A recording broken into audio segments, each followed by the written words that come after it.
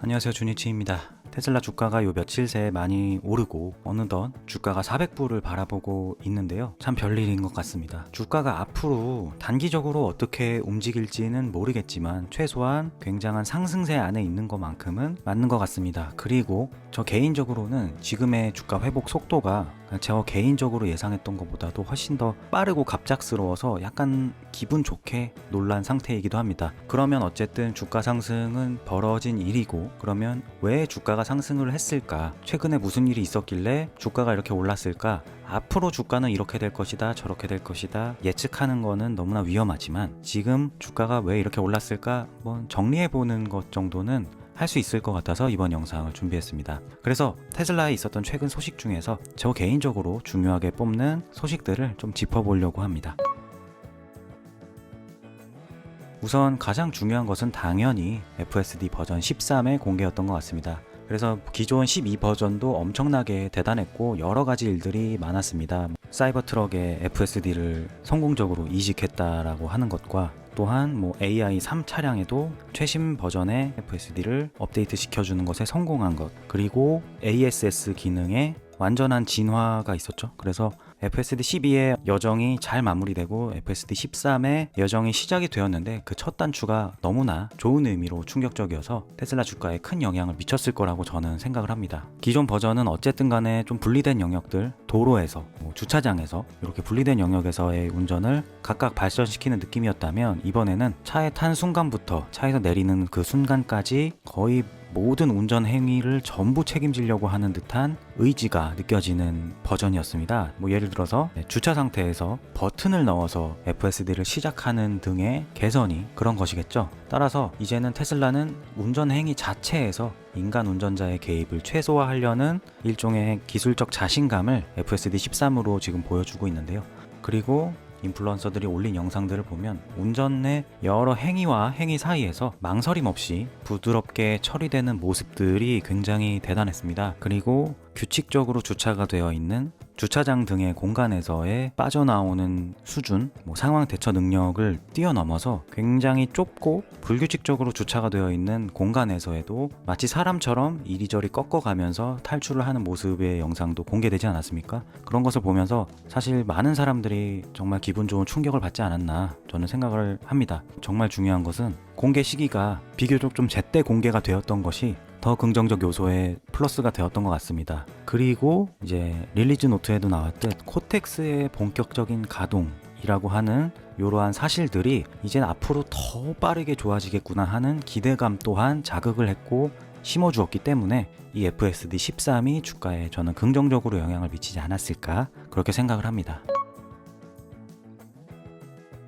그리고 주가 상향에 더 영향을 주었던 것은 기관들이 목표 주가를 줄줄이 상향했던 것에 있는 것 같습니다. 우선 뱅크 오브 아메리카가 350달러에서 400달러로 목표 주가를 상향했습니다. 그래서 기가 텍사스 공장을 방문해서 직접 쓴 탐방 보고서에서 테슬라의 성장 가능성에 대해서 자신감이 높아졌다면서 테슬라의 목표 주가를 종전 350달러에서 400달러로 상향한다고 하였는데요. 이번 탐방에서 테슬라의 새로운 자율주행 기술 버전 13 시연을 참관했다면서 이전 버전보다 인상적이고 훨씬 개선됐다고 평가했습니다. 그러면서 사이버캡 로보택시 서비스를 안전하게 운행할 수 있는 단계에 거의 도달했다고 진단하였습니다. 그리고 스티펠 또한 287달러에서 411달러로 테슬라의 목표 주가를 상향 조정했습니다. 스티펠의 애널리스트 스티븐 겐가로는 테슬라의 주식을 매수하려면 비전과 인내 그리고 변동성을 수용할 의지가 필요합니다. 테슬라는 단순한 자동차 제조사가 아니며 현재 시가총액이 10대 자동차 제조사의 총합을 초과했다는 점이 이를 증명합니다. 우리는 테슬라의 자동차 산업, AI 기반 완전 자율주행 기능 및 사이버캡의 상당한 가치 창출 가능성에 대해 신뢰를 가지고 있으며, 이러한 요소들이 우리의 긍정적인 전망을 뒷받침합니다. 우리는 매수 등급을 재확인하며 목표 주가를 287에서 411달러로 상향 조정합니다. 라고 하였습니다. 이 밖에 대만에 본사를 둔 금융서비스 그룹 푸본도 테슬라의 목표 주가를 330달러에서 무려 472달러로 상향 조정했습니다. 그리고 또 다른 기관들도 각자의 목표 강역을 상향을 하였습니다. 그래서 이렇게 이어진 기관들의 목표 주가 상향이 저는 며칠 새 오른 주가 상승에 큰 영향이 있었다고 생각합니다.